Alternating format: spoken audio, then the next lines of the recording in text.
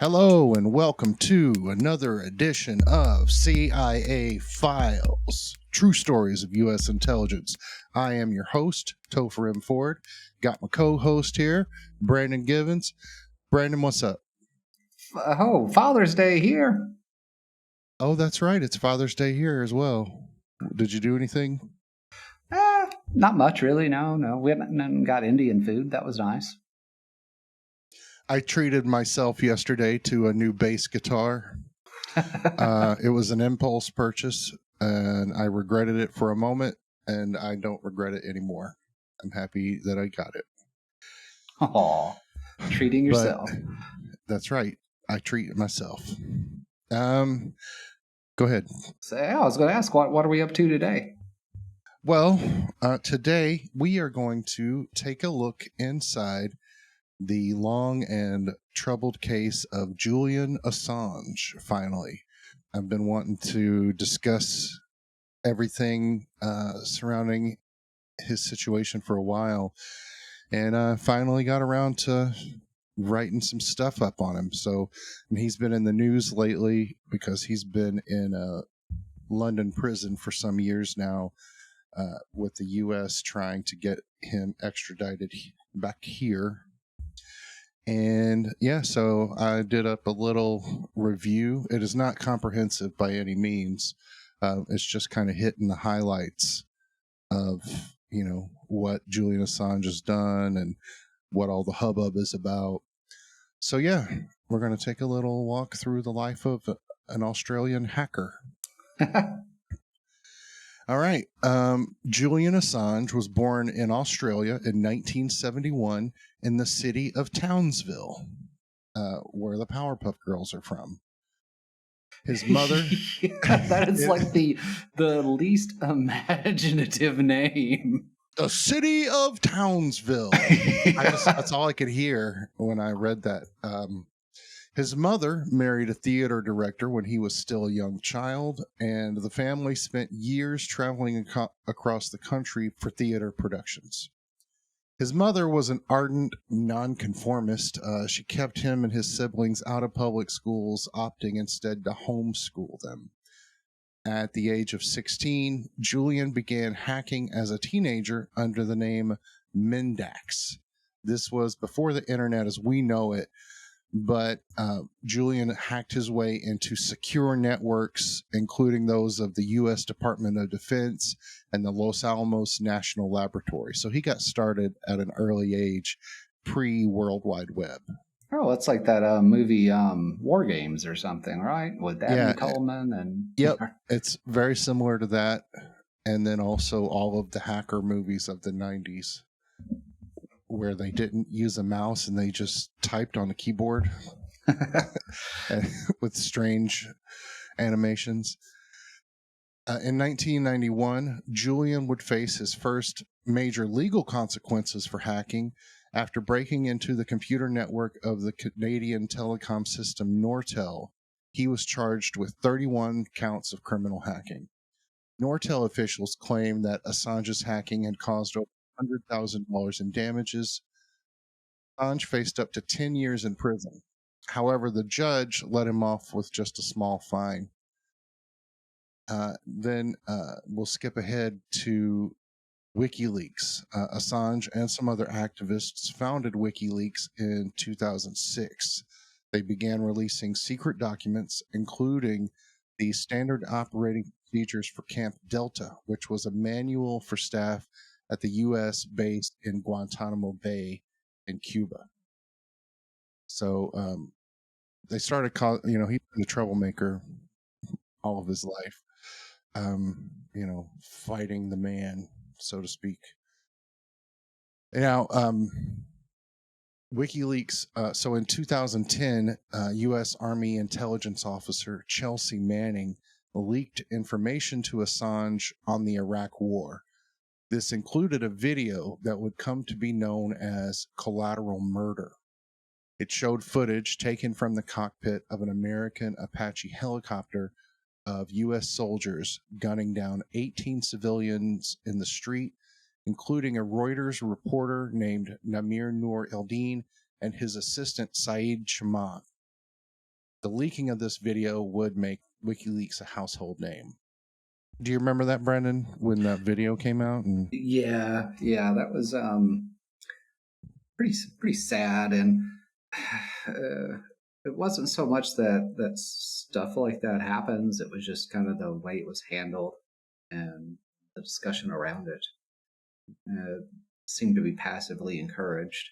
I mean, the things like bad things happen in war, but you don't really laugh about it, or I don't mean I can't say they were laughing about it, but it just it just seems like they were too accepting of bad things happen in war.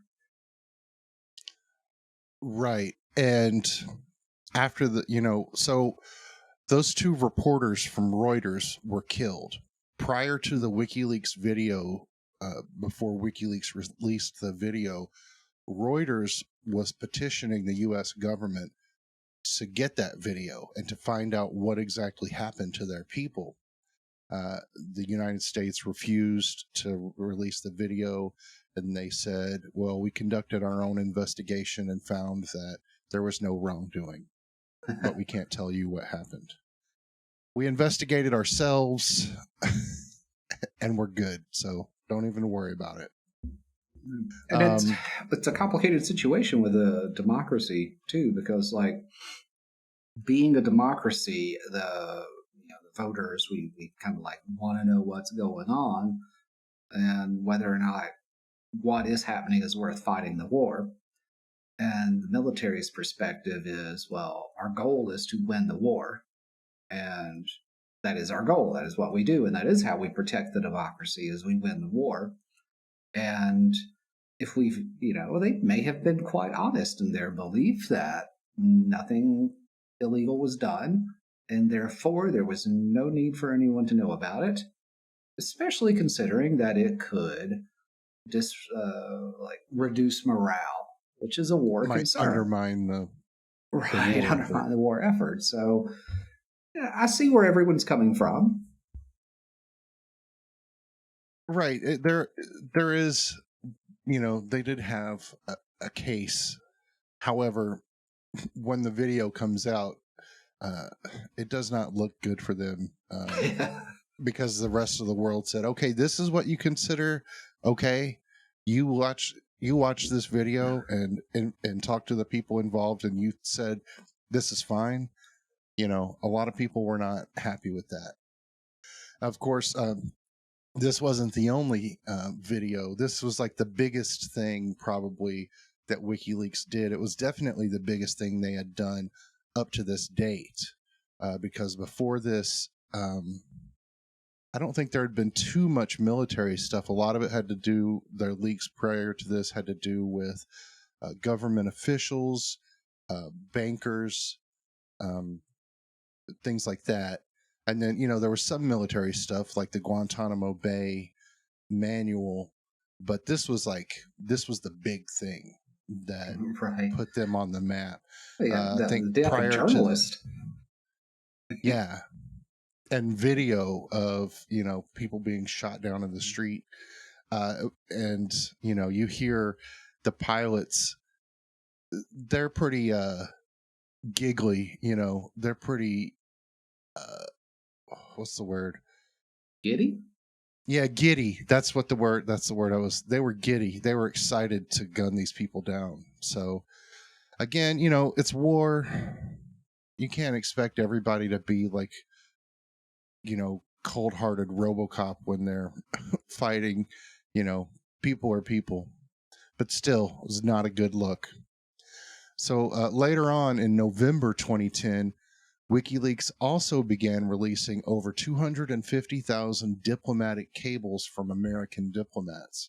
These documents included diplomatic assessments of their host countries, as well as international affairs going as far back as 1966. Many of these documents were labeled as classified or top secret. So that was kind of a double whammy of WikiLeaks going against the U.S. government.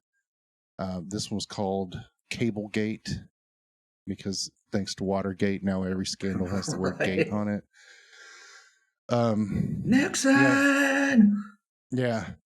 So, the collateral murder video and Cablegate, really put WikiLeaks and Julian Assange on the radar for the U.S. government.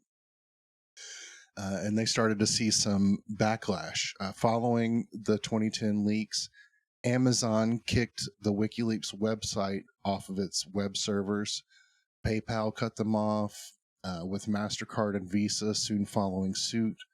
That same year, U.S. Attorney General Eric Holder announced an investigation into Assange and WikiLeaks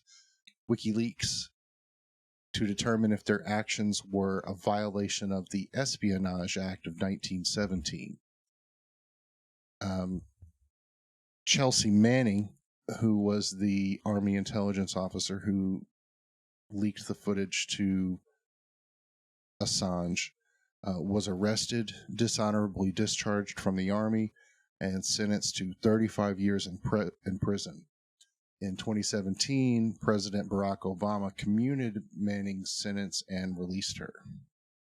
She is now dating Elon Musk's Grimes. Yeah, baby mama. Yeah, it's like a weird love triangle or something. I don't know. I'm assuming they're very modern. They're very modern people. I don't know. Small world. Yeah. In certain circles, everyone knows each other. Yeah, I guess. I wouldn't know. I'm not in those circles.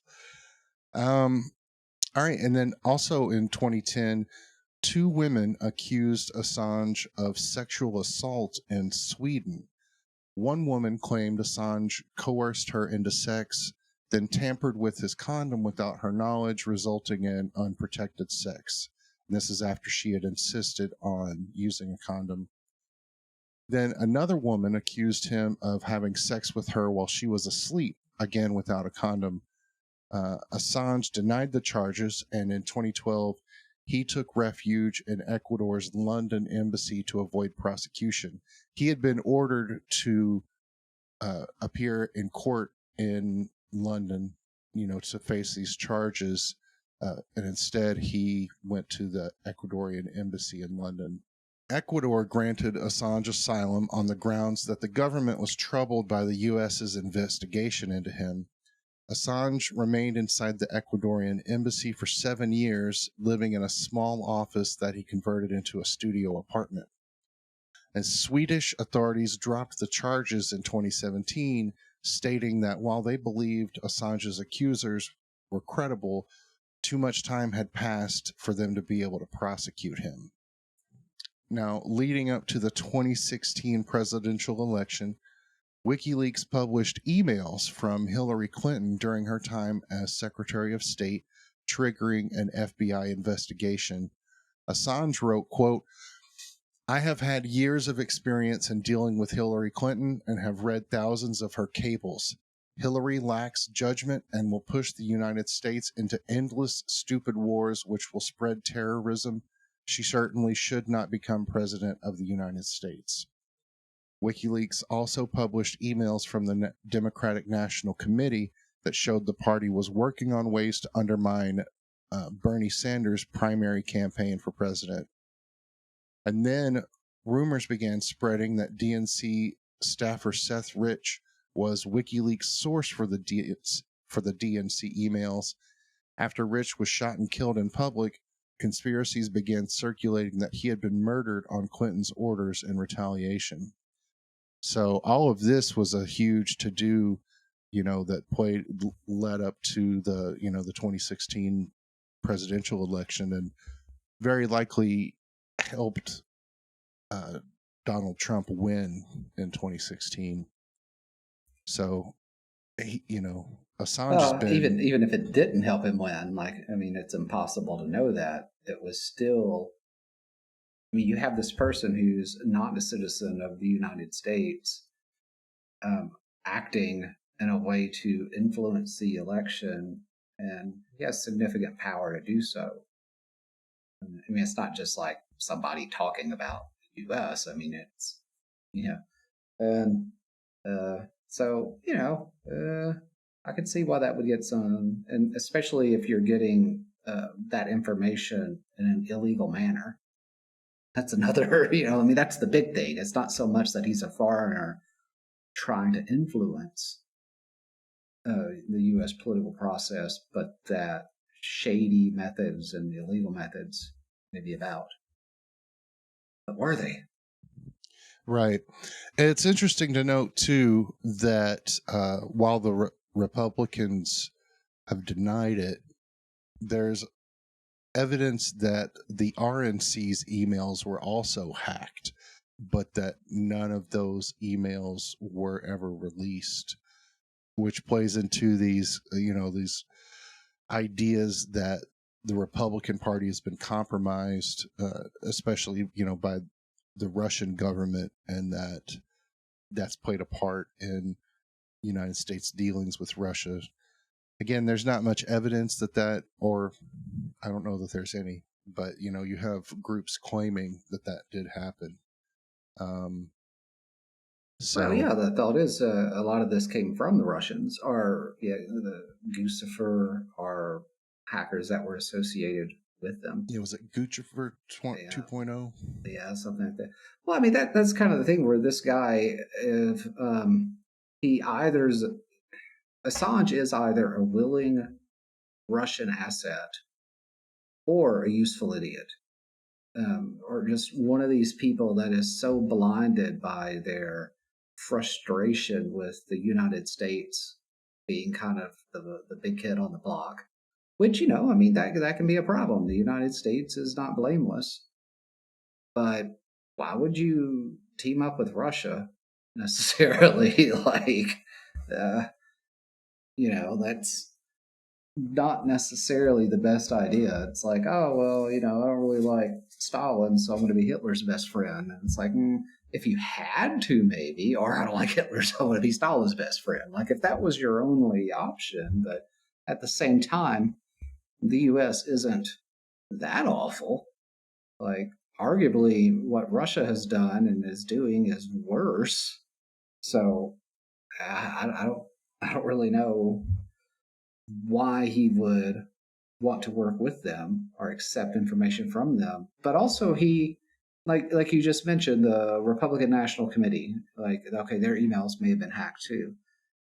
Even if they weren't, WikiLeaks should have information on lots of different groups. And if they're truly journalistic, if it truly is about, hey, the voters should know that Bernie was getting shafted, well, they would also leak stuff about United Russia, that political party, and its shenanigans. But WikiLeaks never releases anything substantial on Russia or Syria and their wrongdoings. So that's what makes it very questionable. Like, you're not just after the truth. You're after taking one group down without really considering even what their actions are about. Right. And I remember in 2016 when WikiLeaks published those Democratic emails,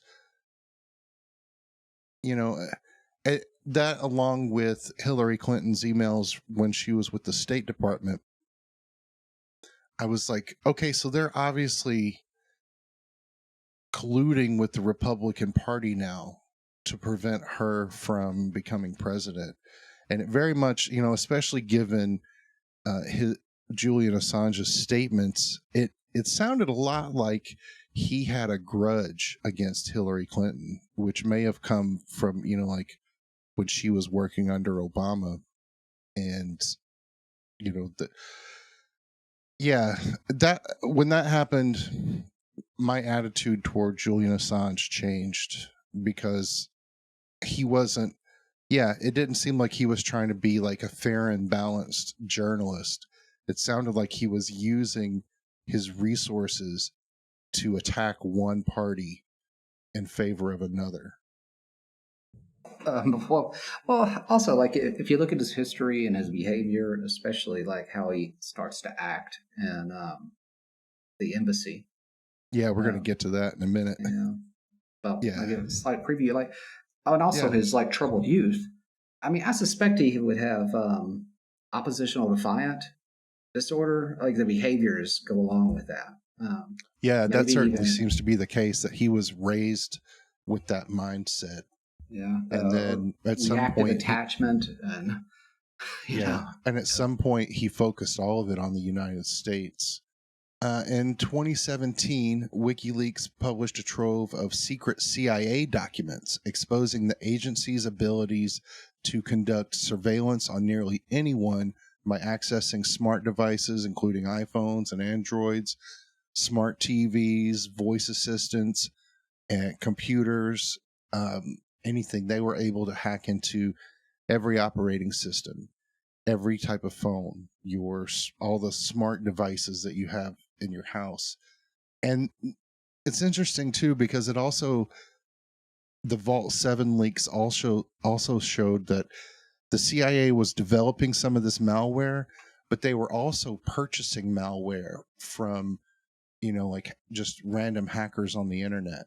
Uh, this would prove to be a major point of contention with the then CIA director, Mike Pompeo. So during this time, like we mentioned, Julian Assange has been living in the London Embassy of Ecuador, Ecuador's London Embassy. And he proved to be an ingracious guest.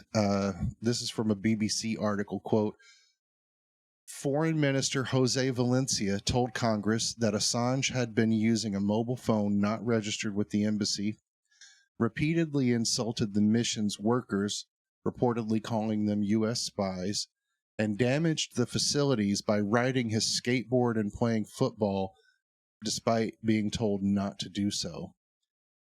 Cleaning staff, this is still from the same article, cleaning staff, Mr. Valencia said, had described improper hygienic conduct throughout Assange's stay, an issue that a lawyer had attributed to, quote, stomach problems. One unnamed senior Ecuadorian official told AP News Agency that other issues included weeks without a shower and a dental problem born of poor hygiene. There's also, just breaking away here, there's also reports that cleaning staff said he was smearing feces on the walls and doing other really disgusting things. Here's more from the BBC article, quote, Vaughn Smith, a friend who visited Assange last week, told Reuters that he rejected this claim, saying, quote, Julian has been under stress, but seemed in a balanced frame of mind every time I have seen him. It doesn't seem in character. Assange's stay at the embassy cost Ecuador some $6.5 million from 2012 to 2018, Mr. Valencia said. So, Ecuador expelled Assange from their embassy on April 11th, 2019. He was immediately arrested by British police for his failure to appear at his 2012 court hearing. Since then, Assange has been incarcerated at Belmarsh Prison in South London, where he has been fighting against extradition to the United States to face charges of espionage. So, yeah, his stay at the Ecuadorian embassy, I mean, you have to wonder, because he was living in, he couldn't go outside that whole time because for many years there were British police stationed outside of the embassy just in case he happened to come out and they could arrest him. So he was stuck inside this place. He had turned an office into a small like bedroom with a small bed and a treadmill and a desk and a lamp and his cat. oh, Also, he had a cat that he apparently didn't clean up after. That was another issue. And it sounds like he made it hard for Ecuador to keep him there. yeah, I'm surprised they put up with it that long, and it was quite a stink because they end up stripping him of his citizenship, and like it was not necessarily a popular move because I think it was Rafael Correa that gave him the citizenship, And then the statement, well, he did that for political reasons. And then a right-leaning president gets elected, and he strips Assange of his citizenship, and it's like, he did that for left-leaning reasons, or Right. he And did that for right. He's a puppet of the U.S. That's why we got rid of that. And it's like, well, that is probably the real reason, but also just he made it easy for them. If they wanted to get rid of him, he gave them. It's kind of like if you know that your boss is looking to fire you, you don't take like 2-hour lunch breaks. You don't show up to work 15 minutes late because you know your boss is looking for a reason, and you don't just you don't bring your cat to work and let it poop anywhere and not clean it up. That's right. Yeah. So, but again, I can't help but imagine that he was under a lot of mental stress, not being able to leave, knowing that the government, the United States government is plotting to, get him and take him back to the United States to face charges of espionage. Yeah, well, he's mentally ill. I mean, just through and through, he's mentally ill from the very beginning.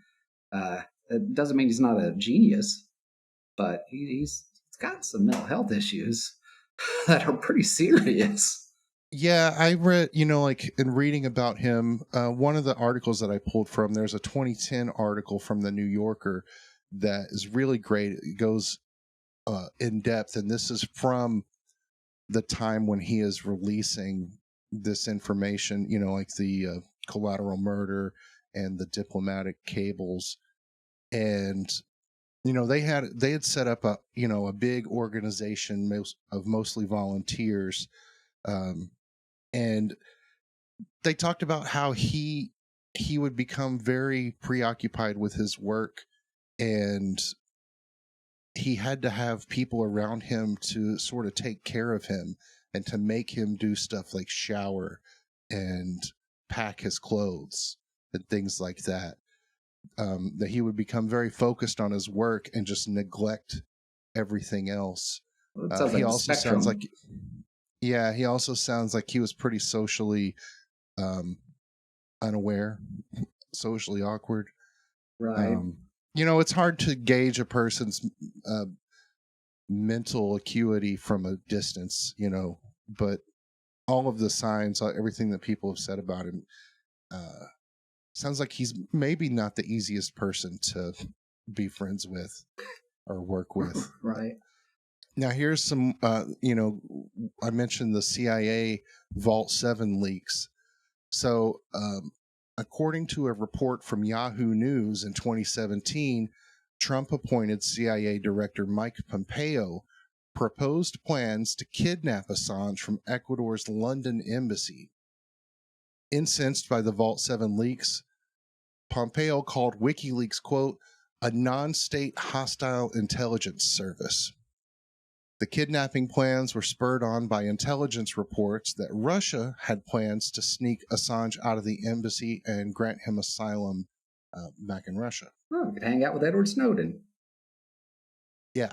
Edward probably doesn't want to be roommates, Yeah. All of the things I've seen of Edward Snowden, he sounds like, like a decent person. It's hard to say. But if he had a cat, he would clean up after it. I think so. From the Yahoo News article, quote, the intrigue over a potential Assange escape set off a wild scramble among rival spy services in London. American, British, and Russian agencies, among others, stationed undercover operatives around the Ecuadorian embassy. In the Russians' case, it was to facilitate a breakout. For the U.S. and allied services, it was to block such an escape. It was beyond comical, said the former senior official.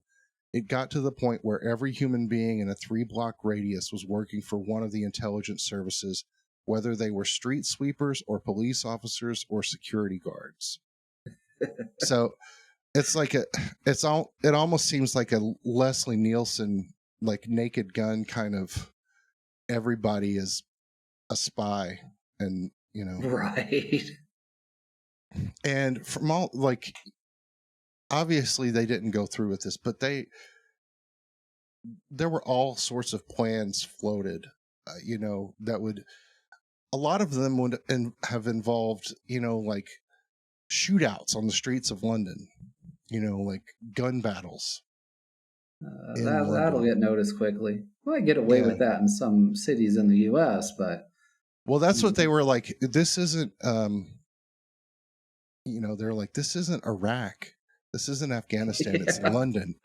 And it's not normal. And so, I guess the implication is that in those other places, a gun battle could be attributed to the conflict, some sort of conflict to cover for the fact that they were kidnapping someone.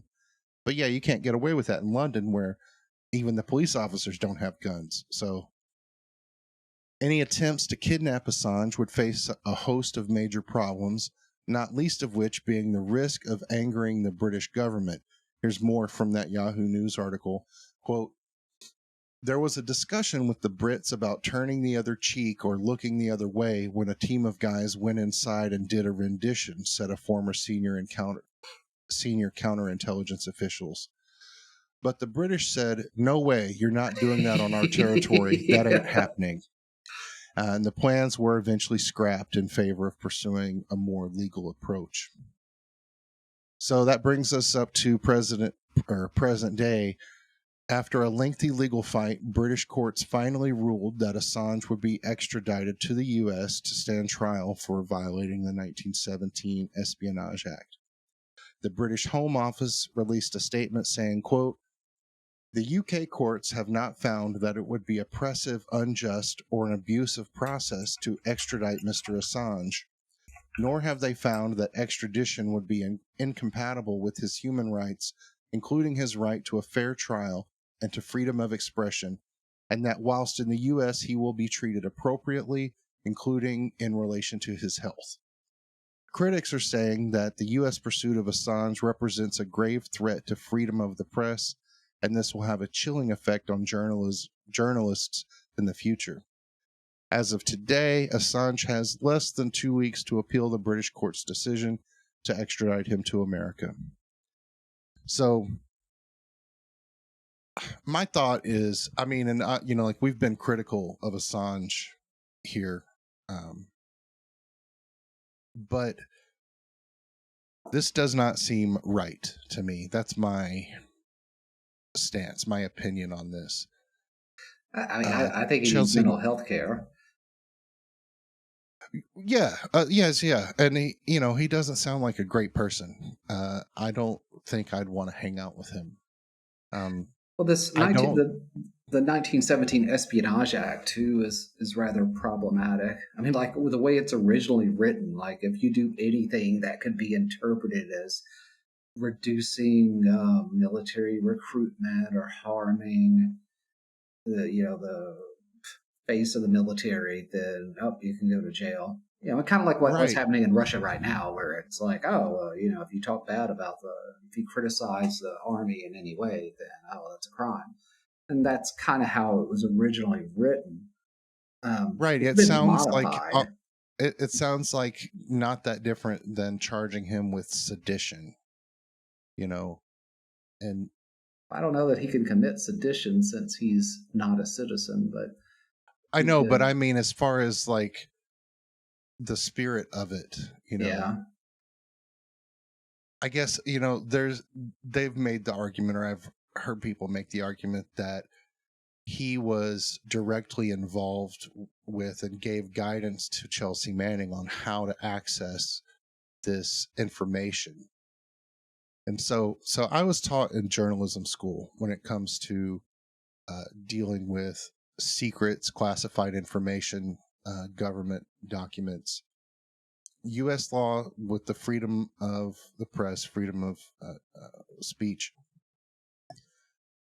If someone gives you secret documents, you are free to publish them.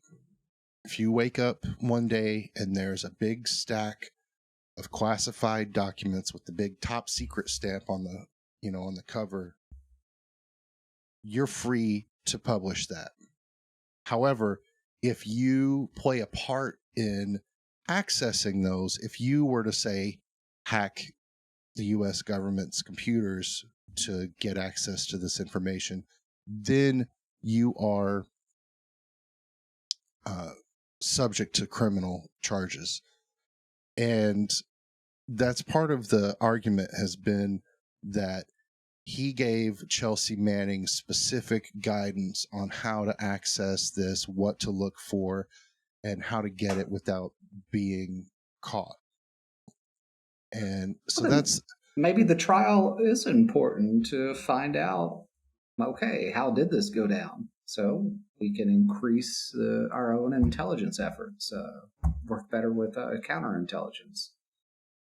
right. Of course, the other side of that is this is, very easily could be just a way to punish Assange for exposing secrets that made the government look bad, and to send a message to other journalists, that you could face prosecution for publishing, information that we don't like. Yeah. So we'll see. It kind of seems like he has run out of time. He's been dodging consequences for this for with 10 what years. He's been through, it may be better to go to the trial and face, imprisonment in the U.S. I mean, I don't know. I guess prison in England might be better than prison in the U.S. But well, he's been in Belmarsh prison in London, which is, from what I can tell, it's a high security prison, and it's generally where they keep high profile prisoners. So it doesn't sound like a pleasant place. And he's and there apparently for, sorry, go ahead. Yeah, he's there for skipping a court hearing. Like, why has he not been released? I guess he's being held while the I think he's being held while the extradition trial is going on, because he can't be trusted to come back and say he can't get bail, because he can't be trusted. He's a flight risk. Right, that's the word. Yeah. Yeah, he's a very strong flight risk, considering you have Russian security officers, intelligence people waiting outside to spirit him away to Russia. Most recently, this is from earlier today, from the this particular article is from The Guardian. Australia won't conduct, quote, megaphone diplomacy on Julian Assange amid calls to intervene. But yeah, that is just a quick little explainer on Julian Assange, because he's been in the news lately, obviously very related to the CIA, given all the information he's leaked from the CIA. And yeah, like the CIA plot to kidnap him kind of flew under the radar. It got a brief mention, and then people moved on. But that seems like it should have been a bigger deal. It could be a very anticlimactic movie. It's a movie that should be made and be very just anticlimactic, and then we all just decide not to. Right. If Quentin Tarantino made it, though, he would go ahead and put in the CIA kidnapping plot, because you know how he likes to, his most recent movies, he's been changing the historical narrative. Like in Inglourious Bastards, he ends it with Hitler and a bunch of Nazis being murdered. And Once Upon a Time in the West, he changes that. I won't spoil it if you haven't seen it. No, I've not seen it. but yeah, I'd like to see the Quentin Tarantino take on Julian Assange. I think it'd be entertaining. But yeah, so that's it. That's a wrap for this episode of CIA Files. Be sure and check us out on the socials. Twitter at CIA Files Podcast, Instagram at CIA Files, Facebook.com/CIA Files. And of course, you can go to the website. We'll have the story and links related to it and whatnot The website is ciafiles.net.